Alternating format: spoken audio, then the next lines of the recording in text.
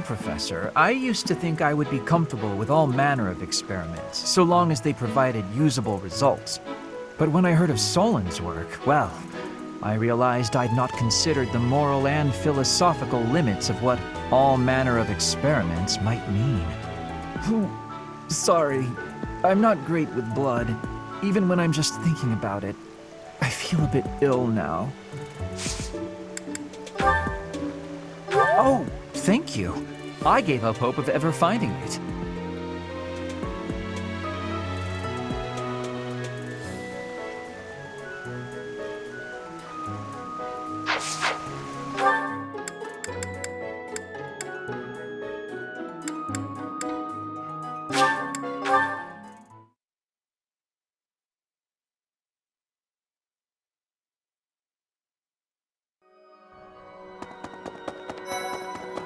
Really?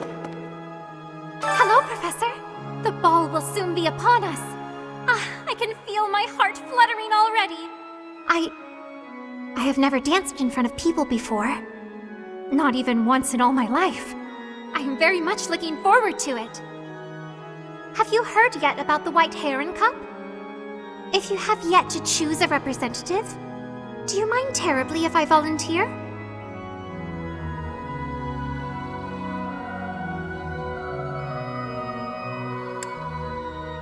Understood.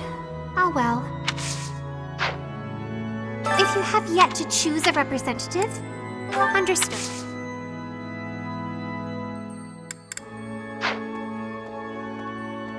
If you have yet to choose a representative, understood. If you have yet to choose a representative, understood. Oh!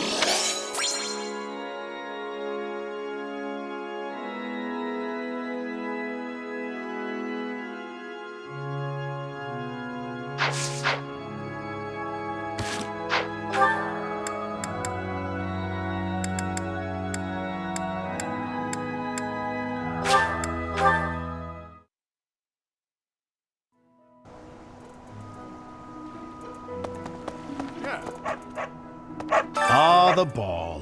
It reminds me of how I met my wife. I was at a village's harvest festival.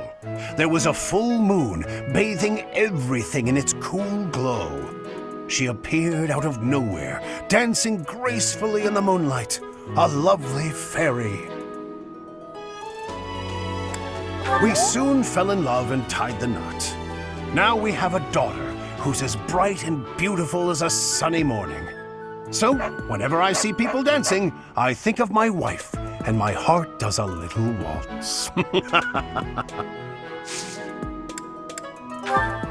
Oh, this is mine. I thought it had vanished.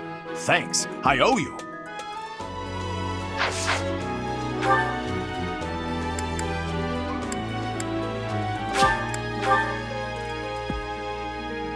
Hey. What's this about? The ball? Knights don't participate. It's an event for students, but it does pique the interest of some knights in particular.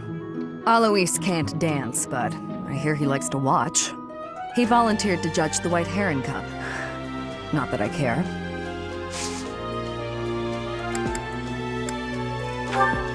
Thanks.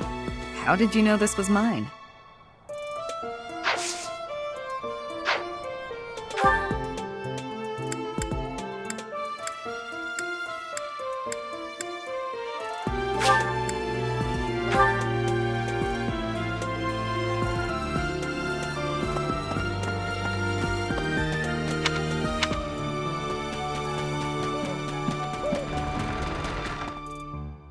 Professor. Hello, Professor. You're really on the move today. A lot to get done, I take it? I'm happy to help. Tell me, is there anything I can do to lighten your load a bit?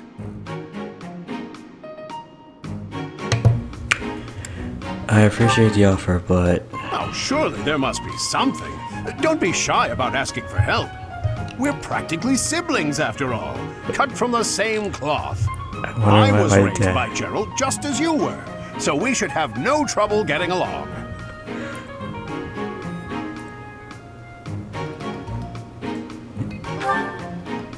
Huh? Did I not mention that? How thoughtless! What an embarrassing gaffe! My parents died when I was small, and I came to live in the monastery. It was an aimless existence. But sometimes a knight would pass by, wearing magnificent armor. That knight was Geralt. And the first time he laid eyes on me, he made me his squire. What was he thinking, huh? Sounds like Geralt. No kidding. I don't think I'll ever fully understand his logic. Later, I heard that the squire preceding me had died of a terrible plague. I looked a bit like him and was about the same age, so Gerald thought me a suitable replacement. A little nutty, old Gerald, there's no doubt about that. Quite a character. All that was more than 30 years ago. How time flies.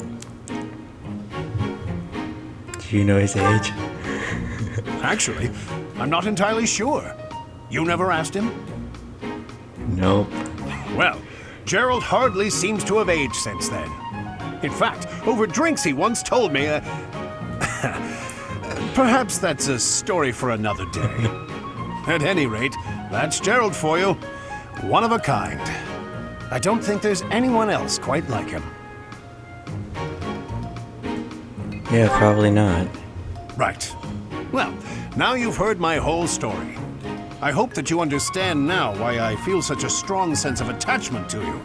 If you're ever in a bind, just give me a holler. I'll help however I can. Thanks, Alois. Thanks for all the for I can telling all myself. Indeed, indeed. Well, I'll let you get back to it. But truly, if I can take anything off your plate, don't hesitate to let me know. Thanks, Alois. Alright.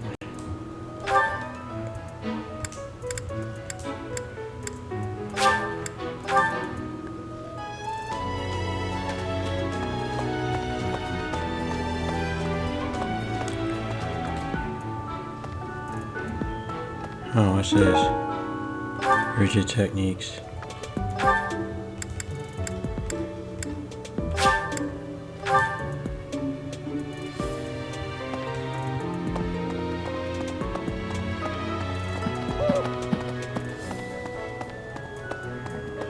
Thank you very much.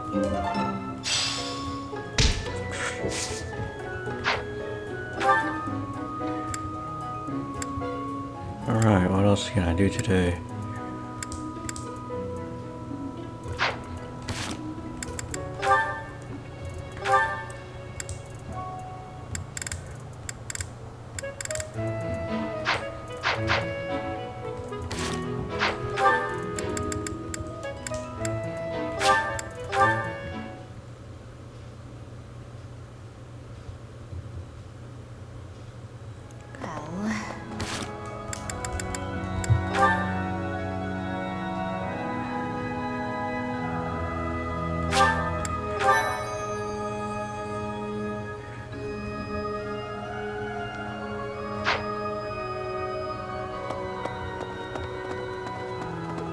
Hey, you. A ball? I don't think I'll partake. Oh, Professor, excuse me.